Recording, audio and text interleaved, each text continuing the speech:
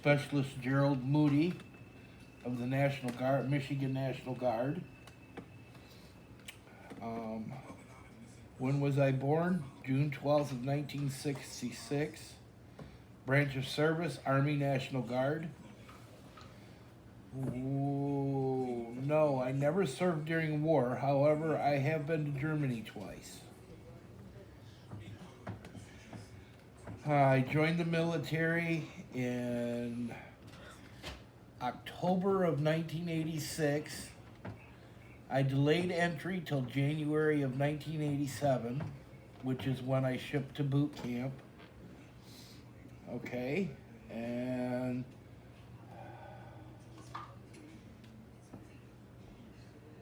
training in military.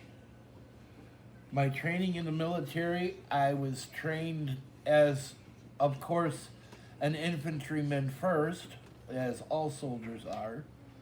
And my job in the military, my job training in the military was as a mechanic. I worked on trucks. All types of trucks, from quarter-ton Jeeps to Humvees to deuce and a halves, 5 tons, M1 Abrams tanks, Himmets. I didn't work on helicopters, but I had the opportunity to work on a military airport at Camp Grayling, Michigan, and had the opportunity to fly in a couple of helicopters and tour a couple of helicopters, so that was pretty cool. What do you think your most interesting Army vehicle was to work on? Or which one, what was most complex? The most complex are the new LMTVs and the FMTVs, the new ones that are all computerized. Okay. They're, well, for number one, they've got Caterpillar engines in them, and Caterpillar won't let us work on the engine. If something goes wrong with the engine, you got to call Caterpillar. So how many hours a day at Camp Grayling when you served? How many long a days would you have to put in? Typically, well, anybody that's ever been in the military knows that you're basically on call 24 hours a day. But your typical work day was like a normal work day in the civilian side. You usually worked, 8 to 10 hours a day, depending on the workload. If we were out in the field or something like that, and there was a quote unquote training mission, you went to bed when the work was done. So that can be interesting at times. Years in the military, I have 22 years in service. Again, my primary job in the military was mechanic. I started out as a 63 Bravo light wheel vehicle mechanics, which is basically, for all practical purposes, a parts changer. And then when I re-enlisted in 2006, after a 6-year break in the military, I enlisted into the 1071st Maintenance Company, which is a component repair company, which basically meant if it was broke, we fixed it. It didn't matter whether it was wheeled vehicles or track vehicles or armament such as the howitzers, or it didn't matter. If it was broke, we fixed it. Even like air conditioning units and generators and stuff like that. If it was broke, we fixed it. Is there any question you want to ask right now, Miss Vardell? Go ahead, ask a question. You want to ask a question, Dylan? Yeah. Well, this is where I'm at right there, my highest rank. Okay? Can you read that?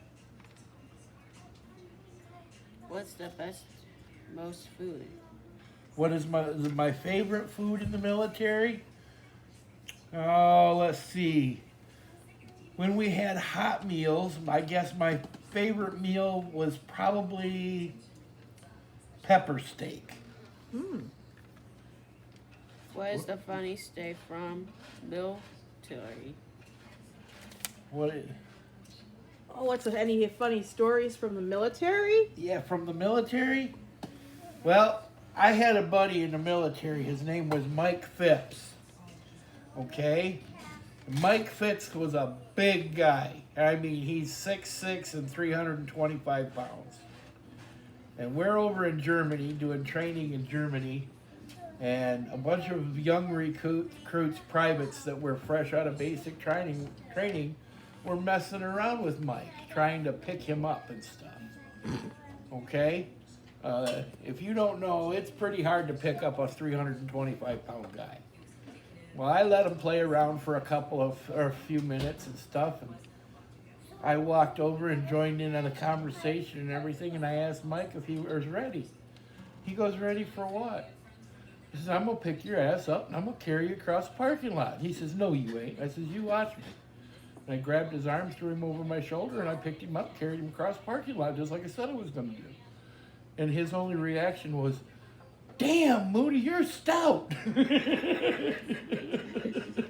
Nice. Thank you. Okay, next one.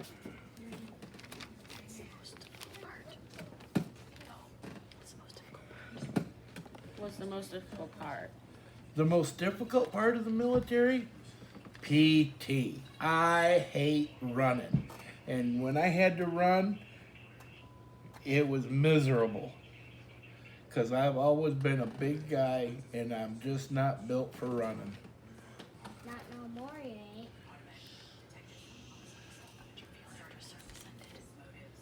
How did I feel when my service ended? How did you feel before service ended? Okay.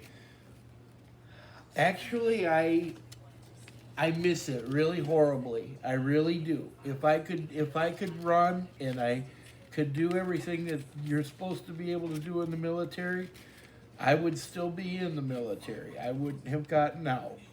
But I miss it horribly. Would that be 30 years? Did you go to work after school? I went to work after I got out of the military. I just found a job in the civilian sector of work, and I went to work.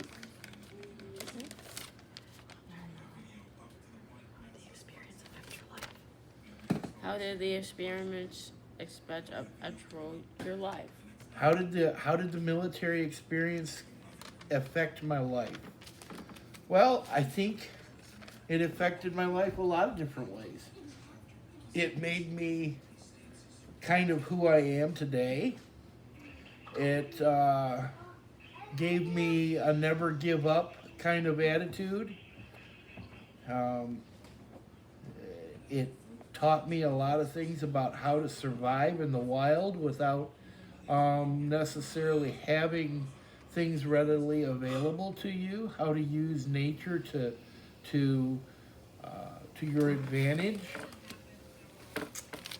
such as building shelters and stuff like that. So I think it's had a really positive effect on my life. What younger people learn? What can young people learn for? What can young people learn from service members or veterans? I think they can learn a lot from veterans. They can learn how to be disciplined. They can learn how to be people of integrity. Meaning, if you say you're going to do something, you do it. You don't just say you're going to do something and then back out on it. You do what you say what you mean what you say. Okay? And do what you Don't. What are ways we can honor vets? What ways that we can honor vets? What are ways that you can honor vets? Well, Hunter likes to shake their hand and tell them thank you for their service. And some people when they see a veteran or somebody in uniform, say at McDonald's, some people pay for their meals and things like that, kind of like giving respect to police officers. It's just, it's whatever you feel like doing to honor that vet or to show your appreciation for them fighting for our freedom. They're going to take that to heart and really appreciate what you say to them or what you do for them, because it's special. Absolutely. Is there anything else you wanna add? Wanna thank them? What do you wanna do?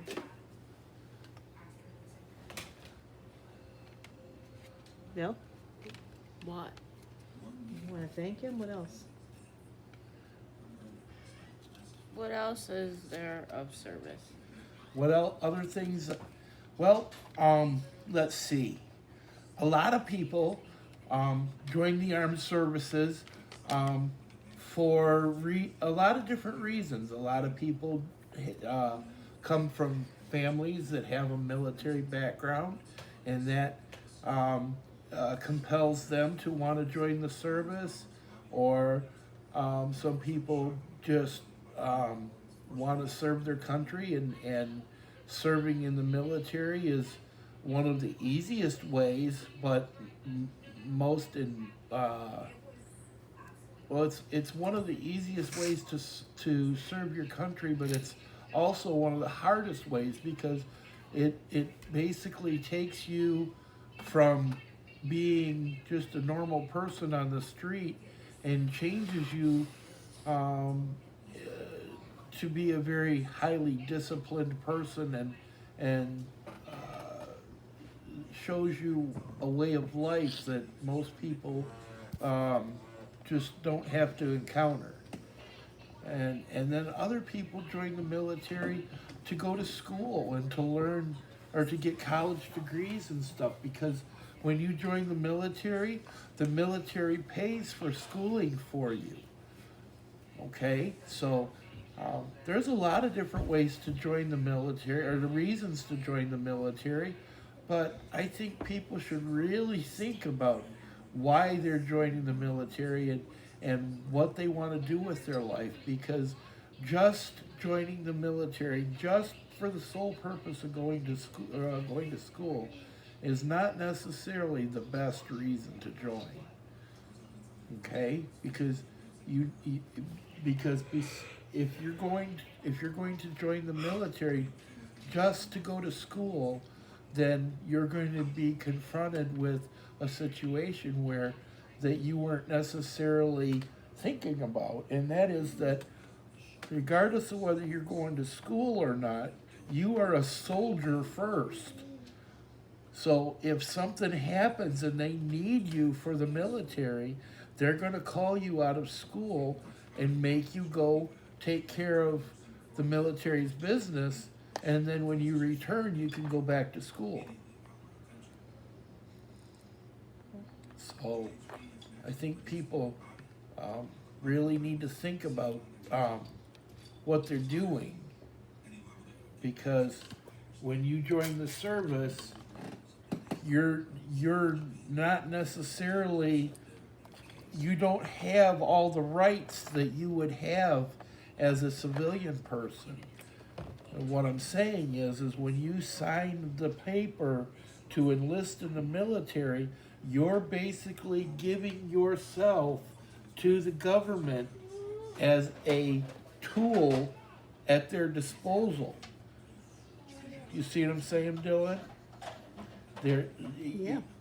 It's not something that you can take lightly. It's not something that you can just get out of. When you sign the papers to enlist in the military, you basically belong to the U.S. government for the entire time that you enlisted for. Can you believe that, Bill? Yeah. Wow, huh? Do you wanna thank him? That was a good one. Yeah, You wanna say thank you? Thanks. you're welcome, buddy. Okay.